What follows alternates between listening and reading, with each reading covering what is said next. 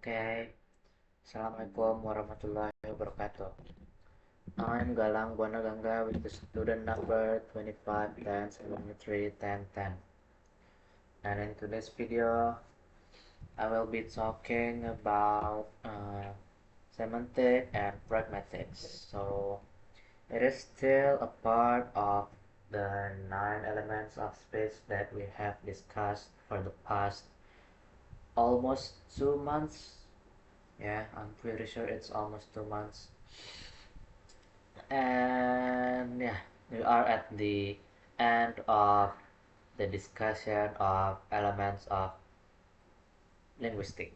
The last topic of elements of linguistic is semantics and pragmatics. So before we get into the discussion or explanation, let's talk about the difference between semantics and pragmatics first. So semantics is how we can understand a sentence without looking at the context of the surroundings. For example, if there is a paragraph, of course there are multiple sentences in that paragraph. But if we are talking about semantics, we don't look at the other sentences. We only look at the sentence that we want to understand, and we we make a meaning based on the literal sentence without looking at the context, without looking at the other sentences in that paragraph. So that is semantics. Meanwhile, pragmatics is how we can understand a sentence based on the context, based on the context clues. For example, in a paragraph, there are multiple sentences. Like if the paragraph is talking about plants, and in one of the sentences use uh, a unique word that we don't know what it means, but because we know that the topic is plants, we can make assumptions that the word that we don't understand is related to plants. So because we know the context of the paragraph of the sentence, we can tell the meaning of that sentence. So those are the difference between semantics and pragmatics. So let's get into the topic. First one, semantics.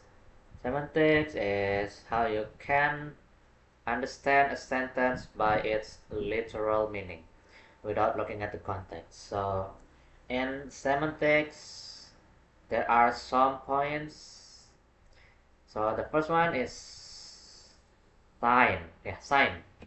Sign is divided into two parts, signified and signifier. Signified is the object that is being signified. Meanwhile, the signifier is the explanation of the signified object. I'll give you an example instead. For example, the word tree. If you want to describe a tree, you would say like woody, and then large, tall, and then it's dark chocolate. That means that the signifier is woody, large, tall, dark chocolate. Those are the signifier. Meanwhile, the signified is tree. So those are sign and semantics. Next, we will talk about sense and intersubjectivity. So these two things are a must if we want to have a conversation or a discussion with a person or even maybe a group. So I will give you an example. if we want to understand, if we want to uh, explain or if we want to express our idea in a discussion, obviously we have to understand about the topic that is being taught. So the group that is discussing about something understands about the topic. That understanding in a group is called intersubjectivity. So it is how do you say it? Mm, so yeah, I'll give you an example instead. If we want to discuss about maybe animals, obviously we have to know about animals, and we have to know that they are talking about animals. If we don't know about animals, or if we don't know about the topic that they are talking about, we cannot join their discussion. We can, but we cannot understand it completely. So that is intersubjectivity. And then sense is the knowledge that they share without even sharing it directly. What I mean is that if we are discussing about something, obviously the topic has some general truths that people know. That general truth is the sense.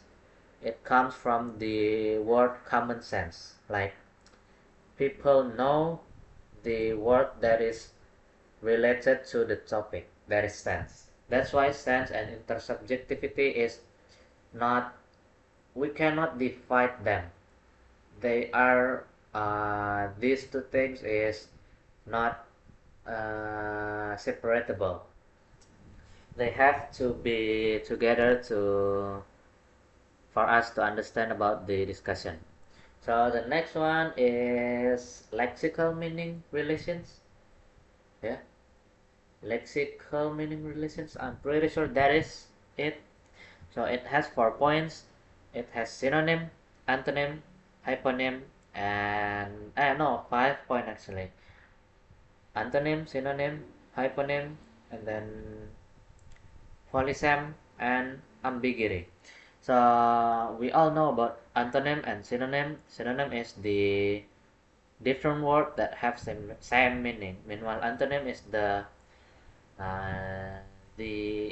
opponent of the word. Meanwhile, hyponym is divided into two parts too. There is hyponym and hypernym. So hypernym is the bigger topic, meanwhile hyponym is the smaller topic of the hypernym. For example, animals. We can no, let's not talk about animals. For example, dogs. There are some types of dogs, right? That means that the types of dog is a hyponym because it's smaller than the main topic. Meanwhile, the main topic dogs is hyponym. Oh no, hypernym because it's bigger than the types of dogs. So those are hyponym.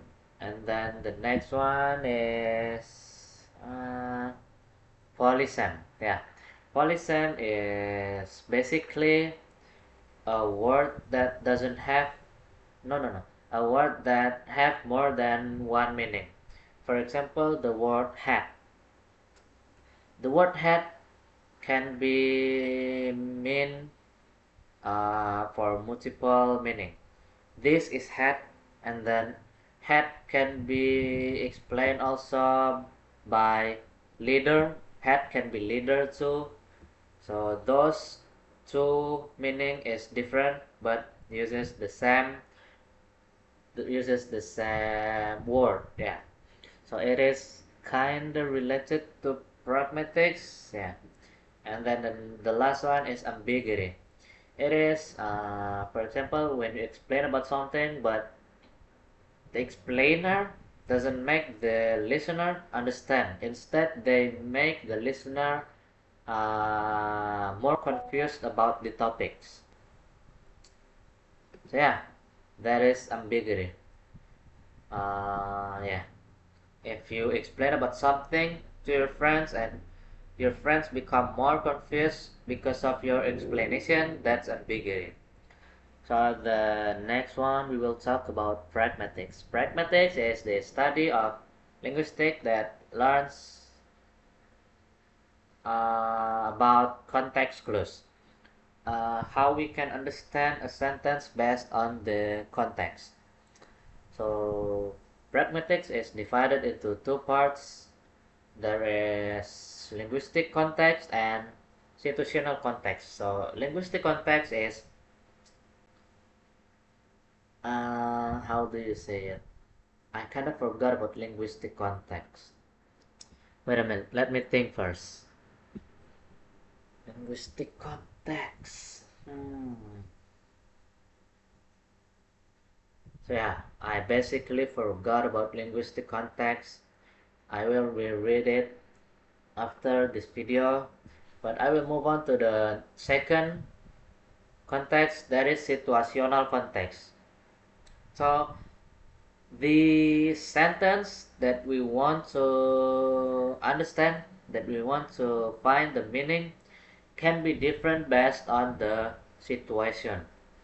For example, I can't actually give you an example, but yeah, the simple way to understand it is when you want to understand a sentence, you have to look at the situation first. Yeah, maybe the place, maybe the emotional, maybe the characters. Yeah, you have to understand those before understanding the sentence. So the next one, the next point is what else? We have linguistic context and then situational context. Oh, the next one is maxims of conversation. So this is the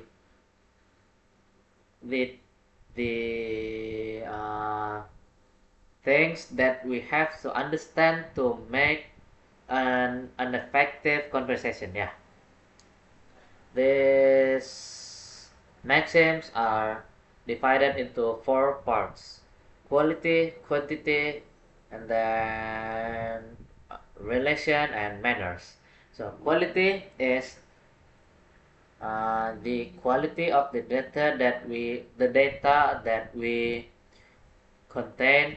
Meanwhile, the quantity is how much information that we give. We can give enough information but not too much, because if we give too much it might confuse the listener. And then the third one is relation. For example, is the data relevant to the topic? For example, if we are talking about COVID-19 and then the data is about the influenza, it is not influenza, the rabies maybe. Those two things are not related, so that means that the data is not relevant to the topic. The last one is manner. Manner is how we can make ourselves clear, not ambiguous. For example, if we explain to our friends about something, maybe if I want to explain about this topic to my friend and my friends cannot understand, instead they become more confused about my explanation, that means that I am not clear enough. That means that my explanation is not an effective conversation because I lack of manner. So yeah, those are the maxims of conversation. And then the next one is the presupposition. I will try to remember it first. Presupposition. Oh, It is when the listener make assumptions based on the explanation. Assumptions. So, for example, if the explanator, if the guy that explains about something says something like John stopped smoking with the verb to, that means that the listener will make an assumption that John was an active smoker. It is an assumption, but it is like almost always true because based on the context we make assumptions. Those assumptions is presuppositions. Another example, uh, Galang was a diligent student.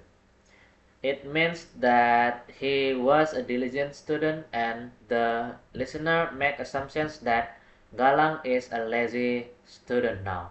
He became lazy because of something. That is assumption. So then the last one is deixis. It is some words that have a different meaning based on the context. Usually it's I, you, and then like here, maybe, now, that.